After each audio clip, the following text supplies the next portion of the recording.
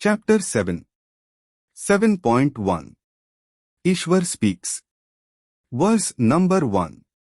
Shri Krishna speaks as the Brahm, O Parth, by following of eternal triad including correct knowledge, correct analysis, rationality and taking of correct action by following Brahm's teachings etc. as repeated by Shri Krishna, in full measure, you will fully understand the Brahm if you hear without any doubt and with full concentration, that what I am going to tell you. Now hear. Comments. Shri Krishna speaks as the Brahm. The shlok is self-explanatory. However, reference is invited to shlok numbers 41, 48, 61 of chapter 2 and 47 of chapter 6 in order to move forward on the path of correct action, Karma Yoga. 7.2. Ishwar speaks. Verse number 2. After I impart to you the knowledge with complete scientific knowledge, nothing knowable will remain left out for you, Arjun, in this world. Comments. Shri Krishna speaks as the Brahm. 7.3. No Brahm's reality. Ishwar speaks. Verse number 3. Amongst human beings very few indeed try to obtain perfection of knowledge. Such persons will be one out of thousands of persons trying to obtain complete perfect knowledge. Only one of them may gain actual knowledge of Brahm's reality. Comments. Shri Krishna speaks as the Brahm.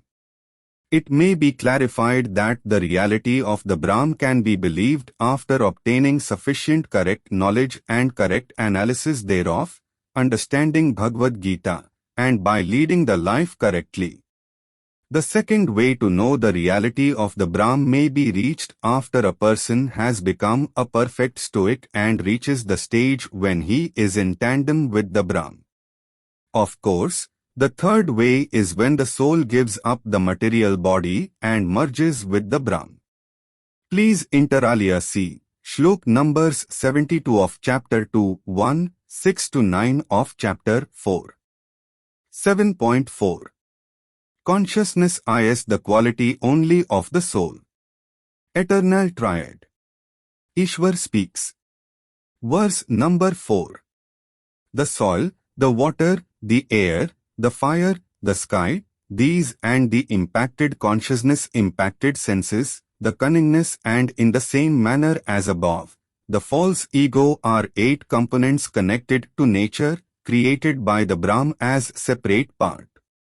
Comments. Shri Krishna speaks as the Brahm. At the very outset it is necessary to clarify that the soil, the water, the fire, the air, the sky exist in nature. However, the impacted consciousness impacted senses, the cunningness and the false ego are the effects caused due to nature. This is how the features of the first part and the features of the second part are connected to the nature. In the above shlok, the word manah is being translated into English as detailed in comments under shlok numbers 7 and 8 of chapter 15.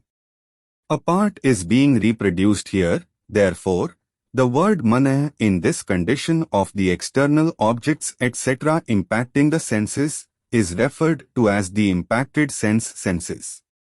Further, in the context and collocation of words in which the word buddhi occurs, it has to be understood as cunningness and not as intellect or intelligence.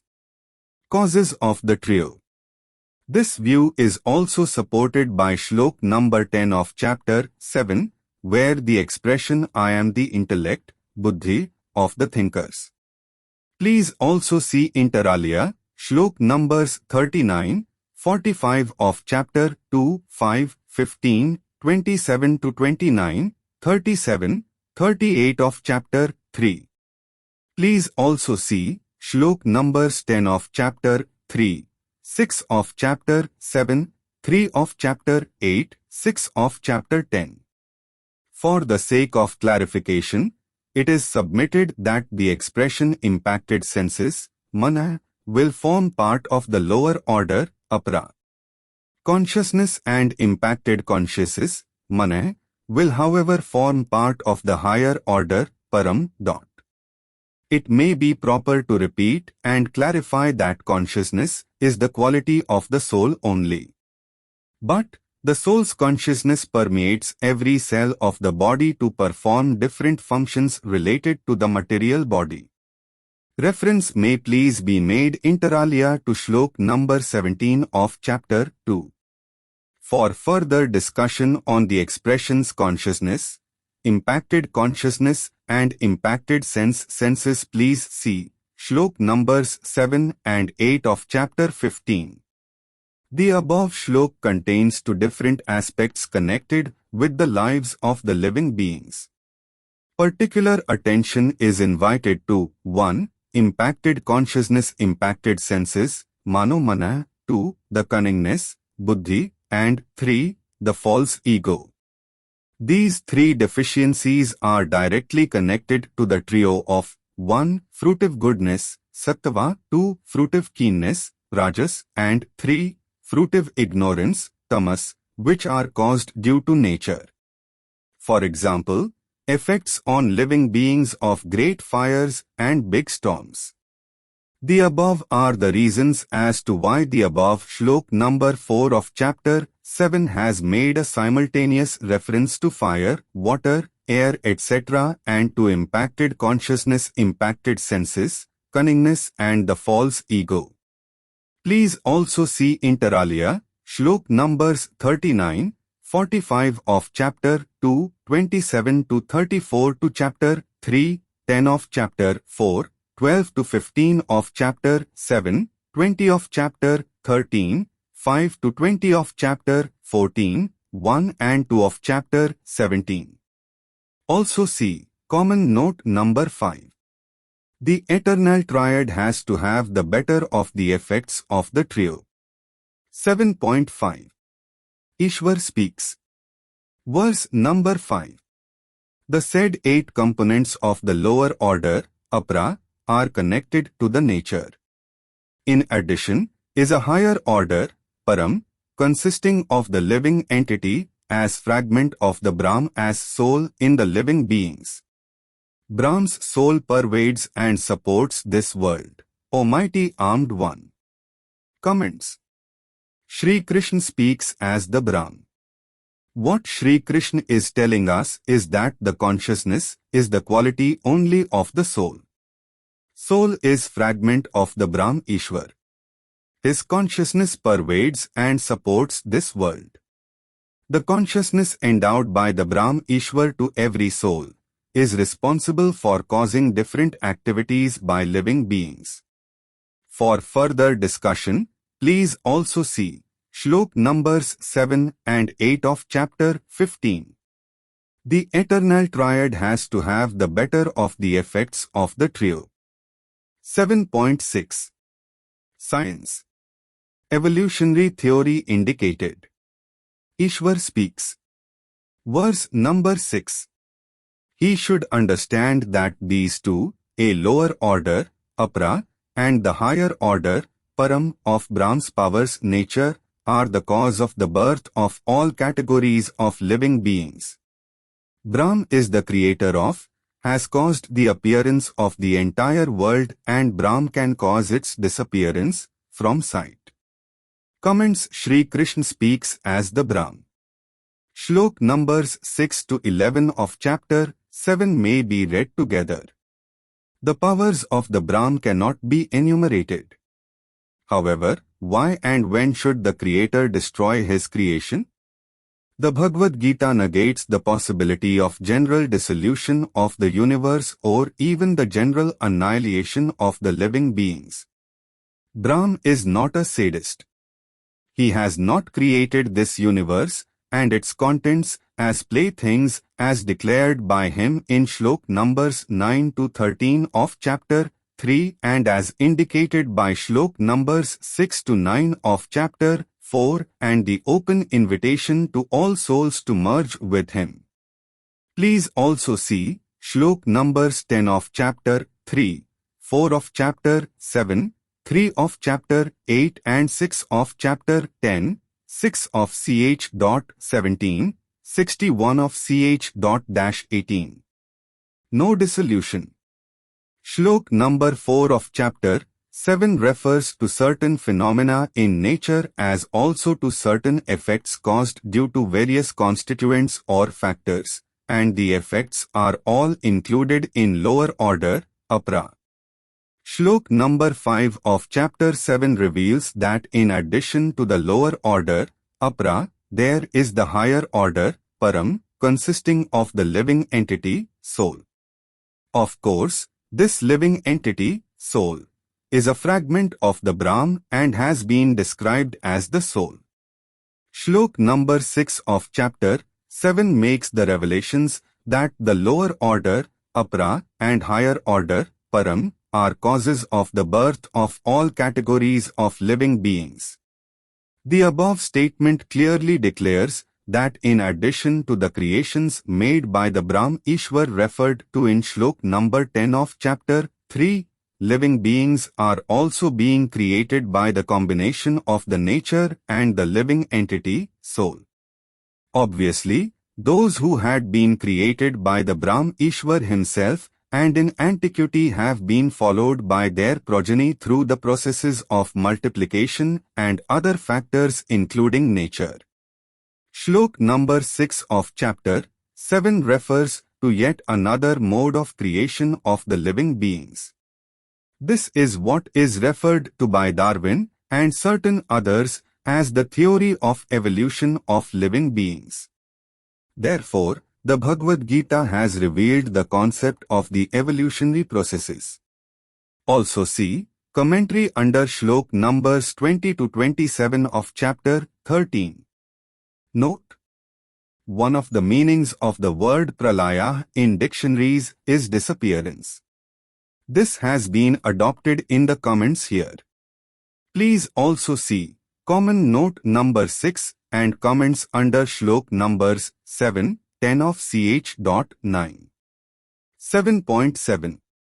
Like a necklace. Universe in a net. Science. Ishwar speaks. Verse number 7. There is nothing very far from the Brahm. Everything in the universe is strewn on string like precious stones in a necklace on the Brahm, O Dhananjay. Comments. Shri Krishna speaks as the Brahm. Shlok numbers 6 to 11 of chapter 7 may be read together. For comments please see Shlok number 11 of chapter 7. For fuller discussion, please see comments under Shlok number 6 of chapter 9. The creation of the stars, planets etc. was planned to continue and coexist ad infinitum. This Shlok read with Shlok numbers 9 to 14 of chapter 3 shows that after the initial creation of living beings, the Brahm enabled the impregnated nature to continue to produce the living beings ad infinitum. Why should the Brahm permit destruction of such planned creations? 7.8. Omkar. Sound of Om. Ishwar speaks. Verse number 8. Brahm is the essence in the waters. Brahm is the glory of the sun and the moon. Brahm is the calm beauty. Brahm is syllable Om in all the Vedas, and the sound Om in the cosmos, and Brahm is the moral strength of the human beings. Comments. Shri Krishna speaks as the Brahm. Shlok numbers 6 to 11 of chapter 7 should be read together. For comments, please see Shlok number 11 of chapter 7.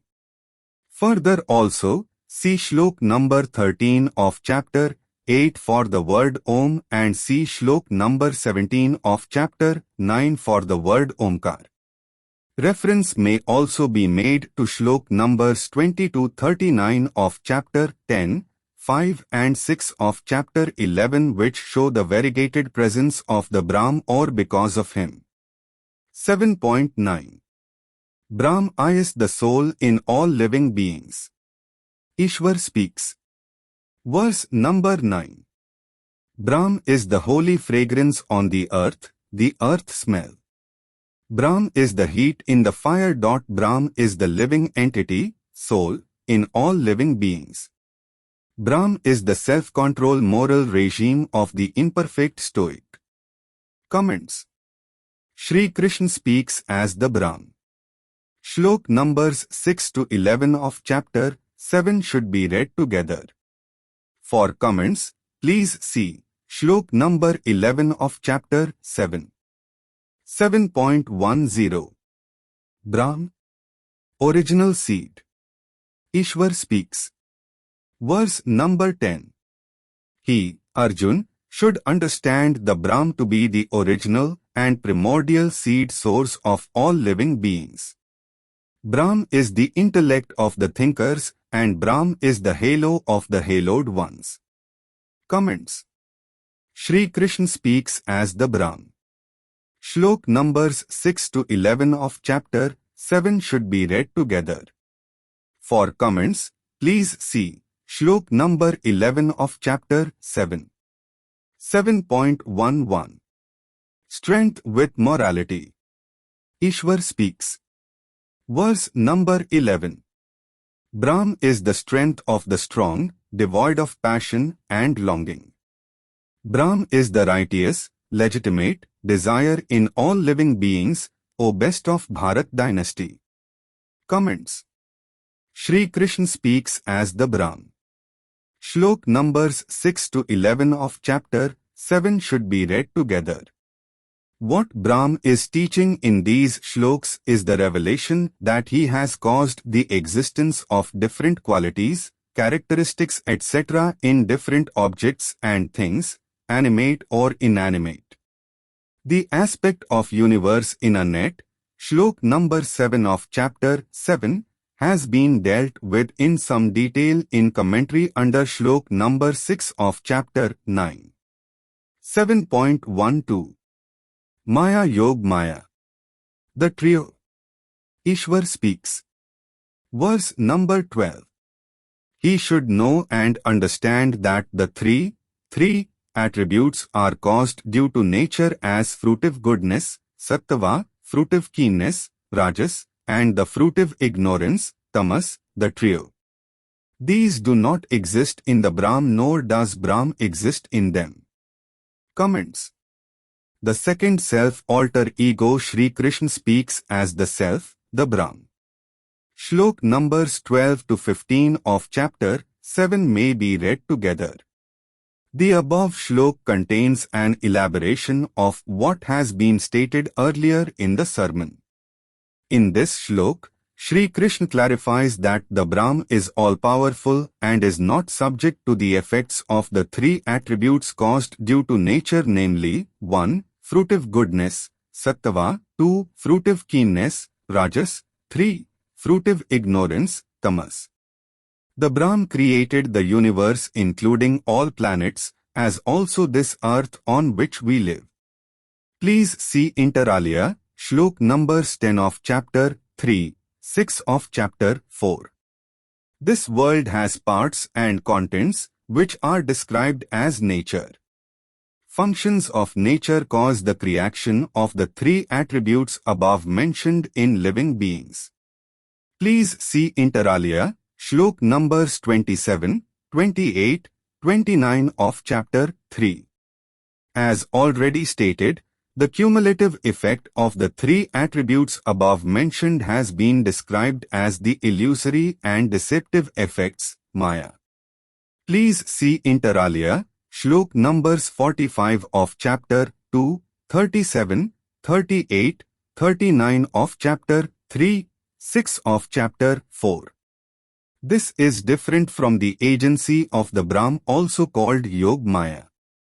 Please see Shlok number 6 of chapter 4.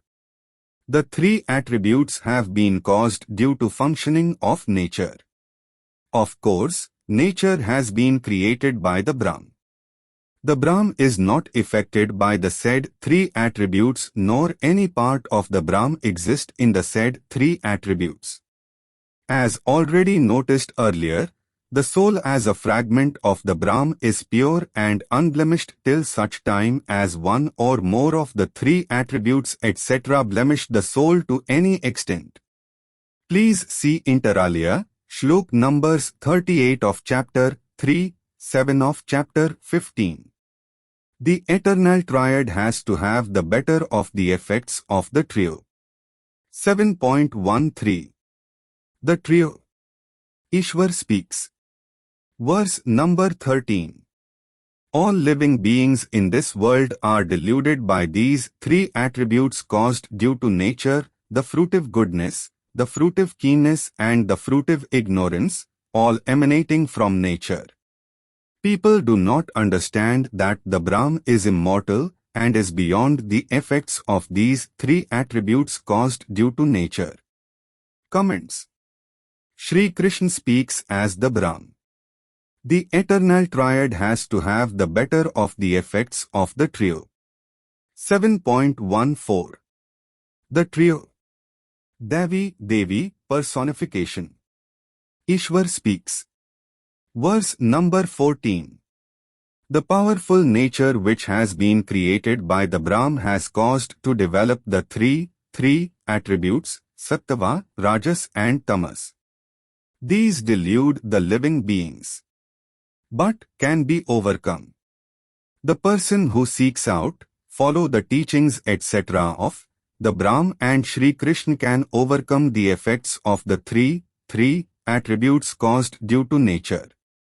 Comments. Shri Krishna speaks as the Brahm.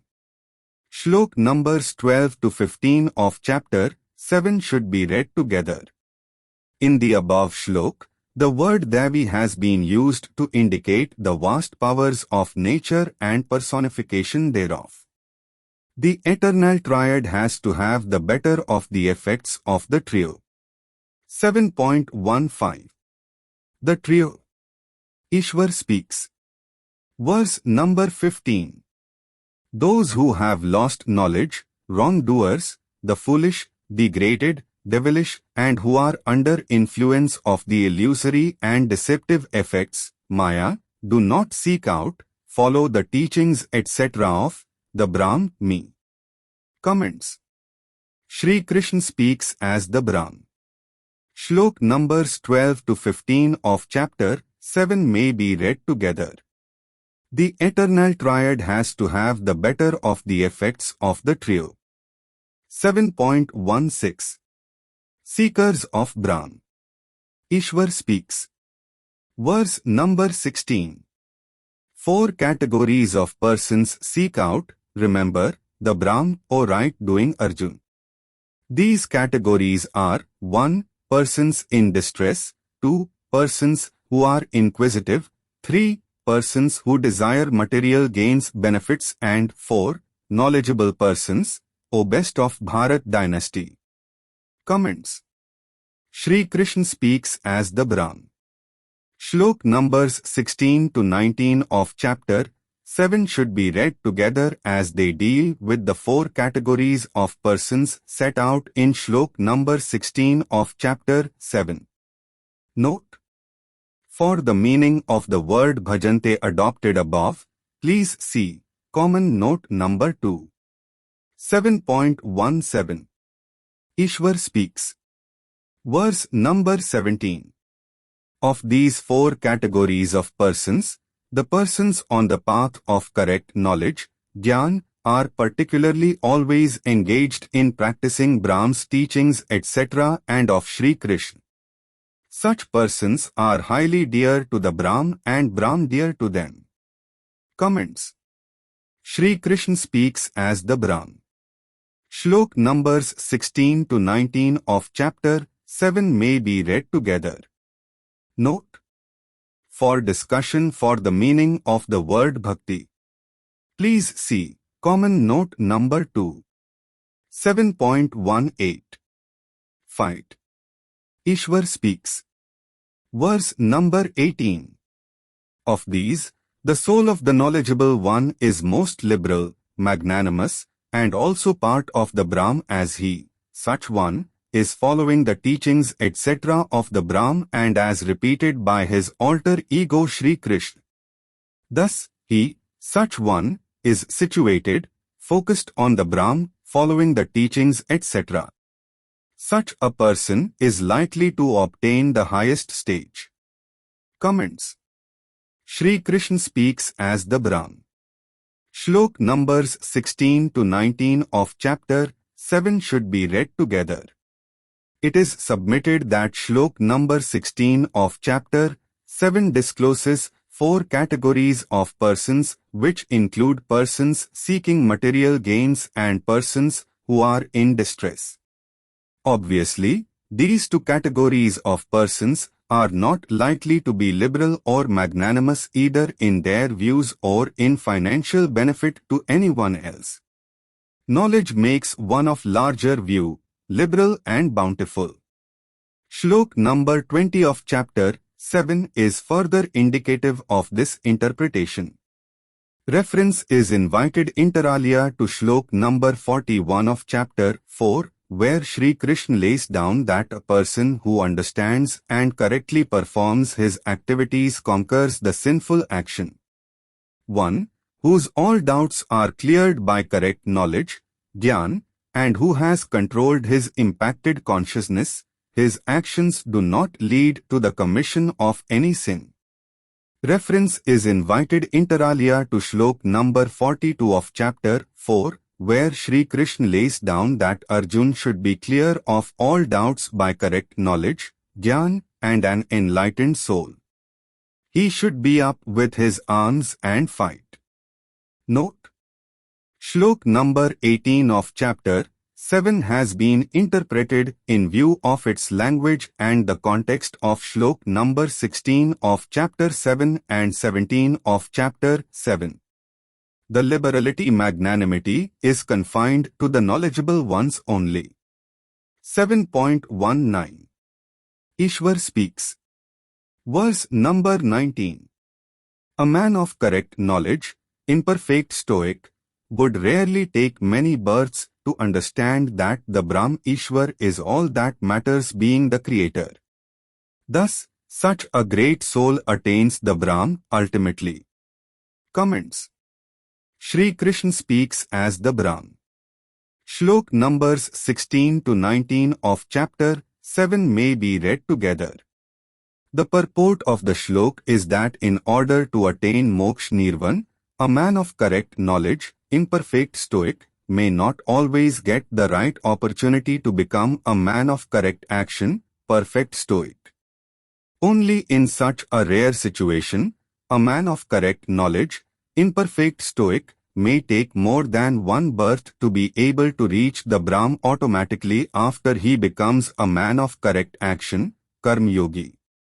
Knowledge by itself is not a path to the higher spiritual levels, because it is only a process which is to sift corn from chaff. A person cannot be knowledgeable unless he practices the teachings etc. of the Brahm and as reiterated by Sri Krishna, including the eternal triad, Avyayam Yogam, mentioned in Shlok number 1 of chapter 4. 7.20. Ishwar speaks. Verse number 20. The person not under control of various senses instincts and without correct knowledge, not following the teachings etc. of the Brahm and as repeated by Sri Krishna, is distressed and seeks help by performance of ceremonies of inferior deities according to the customs, requirement of their deities' nature. Comments. Sri Krishna speaks as the Brahm. Shlok numbers 20 to 23 of chapter 7 may be read together. Shlok numbers 20 to 23 of chapter 7 do not ban efforts to please deities. Of course, Sri Krishna would be happy if the plethora of deities is not resorted to by the people, because this crisscrossing of deities by the people leads to confusion to a large extent, being unnecessary. 7.21. No bar to idols. Ishwar speaks. Verse number 21. Whichever devotee, who sincerely desires to please whichever form, any deity, the Brahm helps him to develop greater confidence. Comments. Shri Krishna speaks as the Self, the Brahm.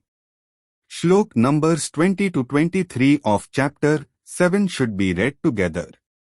However, these shlok numbers 20, 23 of chapter 7 in no way bar making of idols, pictures, postcards etc. of the Brahm or of the Brahm's alter egos like Sri Ram, Sri Krishna etc. or any deities.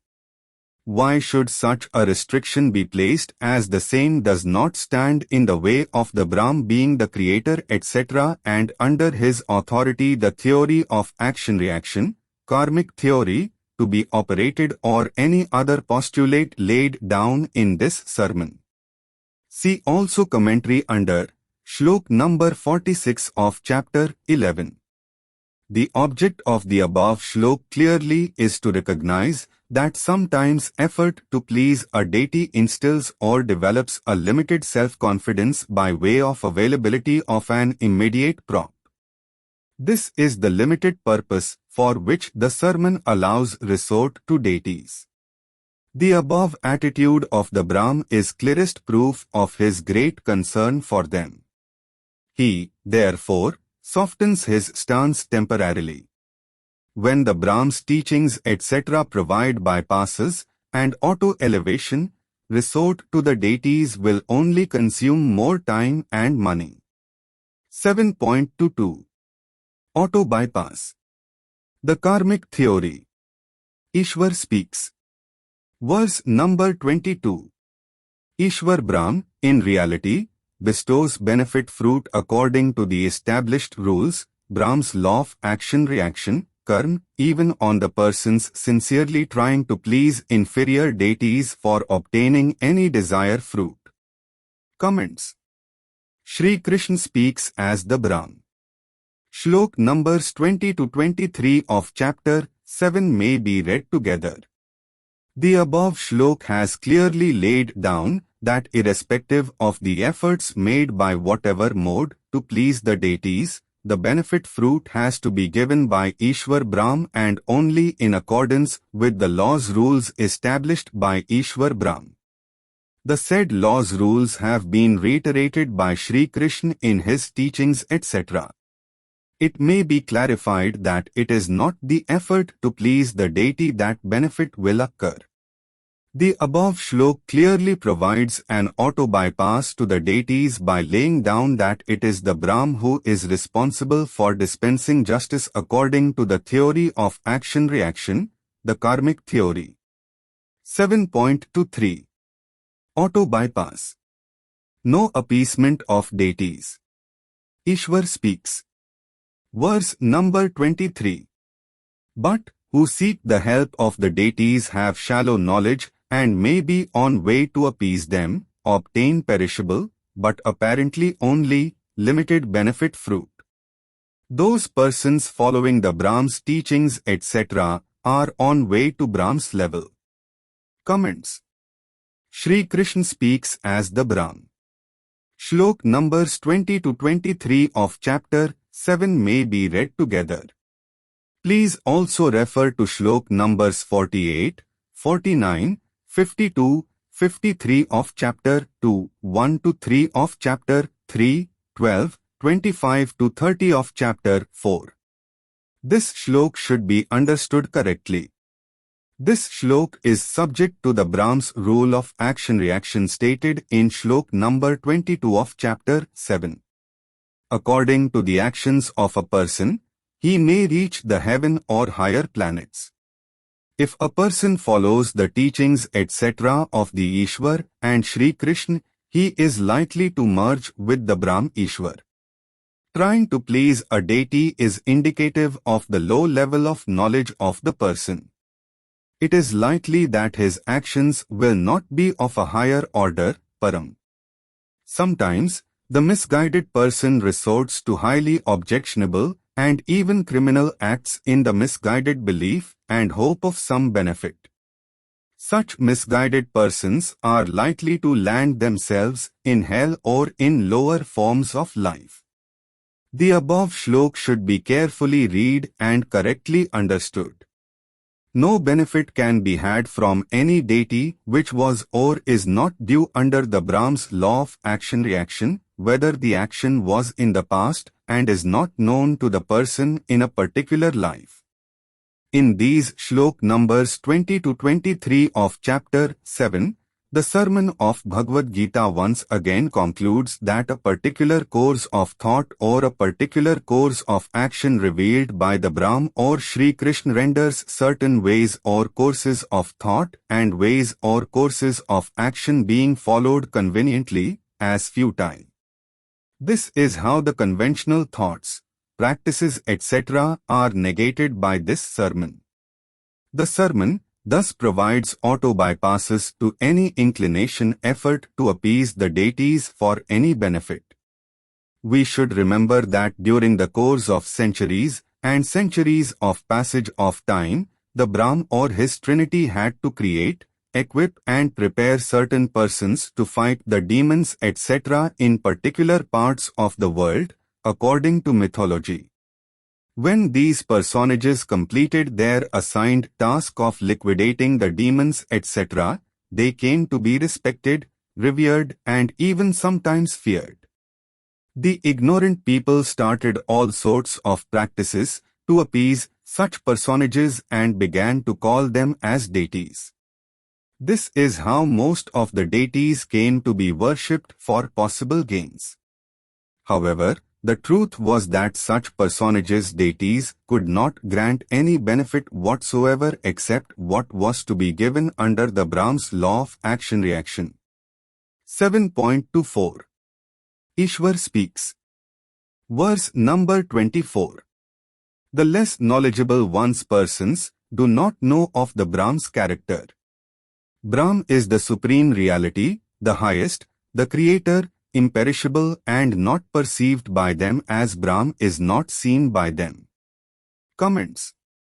Sri Krishna speaks as the Brahm. The Brahm Ishwar cannot be seen by everybody.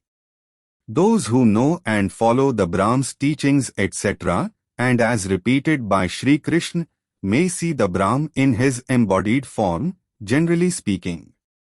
Shlok number 24 of chapter 7 may be read inter alia along with 25 of chapter 7, 6 of chapter 4.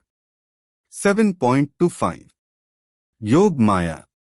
Ishwar speaks. Verse number 25. The perplexed, bewildered persons do not see the Brahm in his sublime, unborn and eternal form as he appears to be covered by virtue of his mystic agency. Comments. Sri Krishna speaks as the Brahm. Shlok numbers 25 of chapter 7 may be read inter alia along with Shlok number 24 of chapter 7, 6 of chapter 4, Shlok numbers 3 and 4 of chapter 8. Please see Shlok number 6 of chapter 4 for detailed discussion on the expression Yog Maya. 7.26 Ishwar speaks. Verse number 26. Brahm knows all the living beings of the past, of the present and of the future. But they do not know him. Comments. The second self alter ego Sri Krishna speaks of the self, the Brahm. Please also see inter alia, Shlok number 32 of chapter 11. 7.27 Ishwar speaks. Verse number 27. O Bharat, because of longings and envy, all living beings in this world come under the delusion caused by the duo, longing and envy, O conqueror of enemies, Parantap. Comments. Sri Krishna speaks as the Brahm. 7.28 Sinless action. Ishwar speaks. Verse number 28. But those persons who follow Brahm's teachings etc., and as repeated by Sri Krishna, with determination are freed from the duo of longing and envy and cease to commit any sinful action. They become pious. Pure activity action, sinless, is likely to arise. Comments. Shri Krishna speaks as the Brahm.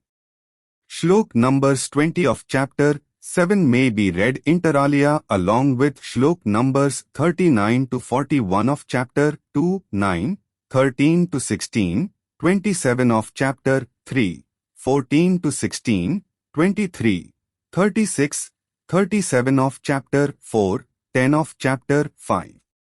Shlok number 28 of chapter 7 explains effects of action not binding on soul because no sin is committed by the said actions. 7.29. Auto bypass. Auto elevation. Ishwar speaks. Verse number 29. Those persons who follow Brahm's teachings etc., and as repeated by Shri Krishna and desire to be free from cycle of life and death, to attain moksha nirvan, realize correct complete knowledge of the self, soul, and resort to correct action, karma yoga, and reach the Brahm. Comments. Shri Krishna speaks as the Brahm. This sermon clearly provides auto bypasses and auto elevation to those who follow and practice this sermon. 7.30. Brahm, a living being. Ishwar speaks. Verse number 30. Those who know the Brahm and identify him as the supreme living being and as the supreme soul and follow a sincere and correct living of life, yajna, and consciously follow the Brahm's teachings etc., and as repeated by Shri Krishna in the journey of time, one lifetime or more, they know that they are likely to reach the Brahm Ishwar. Comments. Shri Krishna speaks as the Brahm. Useful reference may be made to Shlok number 72 of chapter 2, where partly similar thoughts are set out. Reference also be made to Shlok number 10 of chapter 3, where partly similar thoughts are set out. In Shlok number 72 of chapter 2, the words used are antakale. In the above Shlok prayana kale. The two expressions have a similar meaning.